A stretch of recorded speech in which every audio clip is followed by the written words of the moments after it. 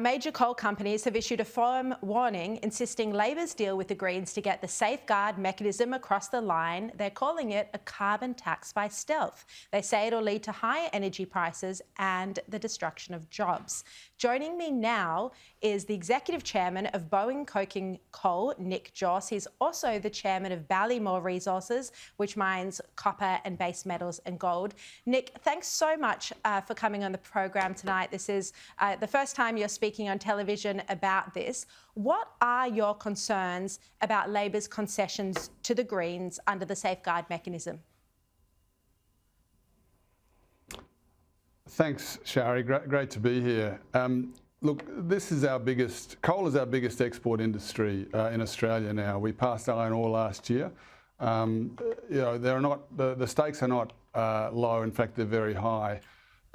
We employ, as an industry, tens of thousands of people, mainly in Queensland and New South Wales. We provide tens of billions of dollars into state and federal government coffers to pay for the hospitals, police, schools, and all the services that we rely upon. This changes introduced to the safeguard mechanism put a hard cap and a gross cap on emissions. Now, I think we were all under the impression that the target to reach net zero by 2050 was a net zero target, not a gross zero target. So I think to placate the Greens, the government has had to vary that, and that's bad news for the industry and doesn't allow us to utilise offsets in the way that we might otherwise be able to. Coal mines and gas projects are difficult to abate in terms of their Scope 1 emissions. And that's going to be something that leads to lowering less projects and less jobs, I think. Sharri. So you're saying that you wouldn't be able to meet the emissions reductions targets by 2050 under this new concession because of the cap, and it means that you can't use the offsets like you had been planning to. Is that right? I just want to make sure I've got that accurate. You can't use the offsets is like one you were part planning of it, absolutely. to.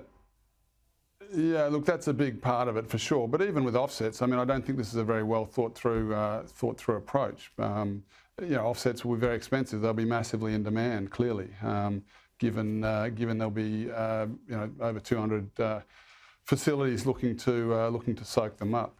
So is your concern? We've set a target.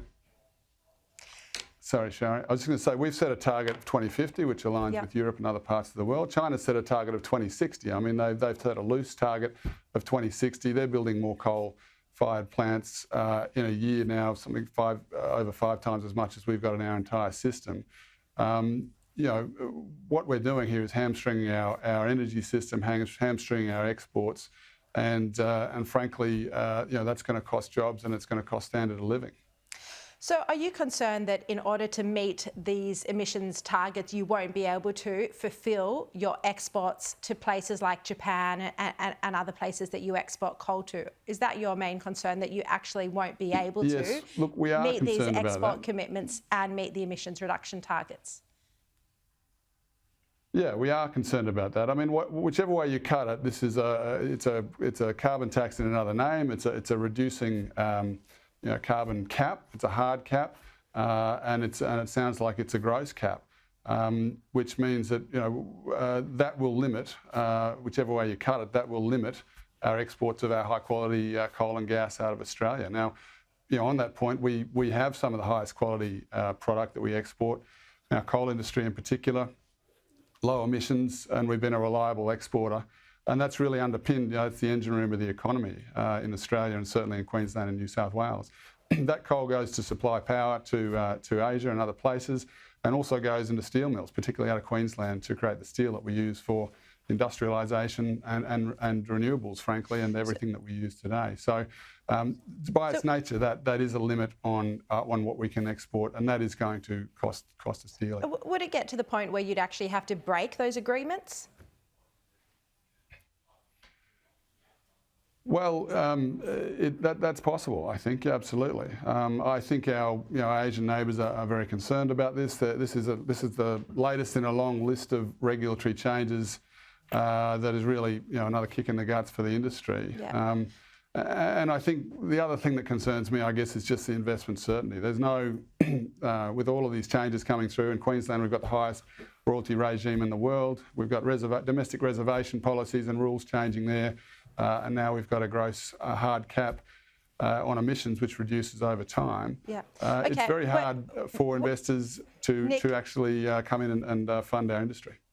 We're almost out of time, but I just want to finally ask you. Look, you are still at Bowen expanding. You've been operational for 4 years. You're about to, I think, get another 3 coal-fired power stations on the line. Do you feel a responsibility to reduce emissions?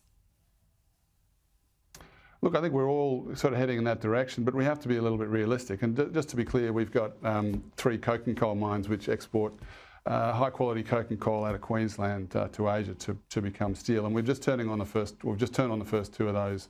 Now we're turning on a 3rd. But I think we have to be realistic. I mean, these targets are I think, unachievable. We've seen what's happened in other jurisdictions like Germany, where they've moved, frankly, too fast towards renewables. Their costs are some of the highest in the world for their electricity. We've got enough cost of living pressure here in Australia as it is, and we don't want to add to that. We don't need to make ourselves less competitive and lose more jobs. So, yeah, absolutely. I think there's, it is a threat. It's a threat to the industry. It's a threat to our exports.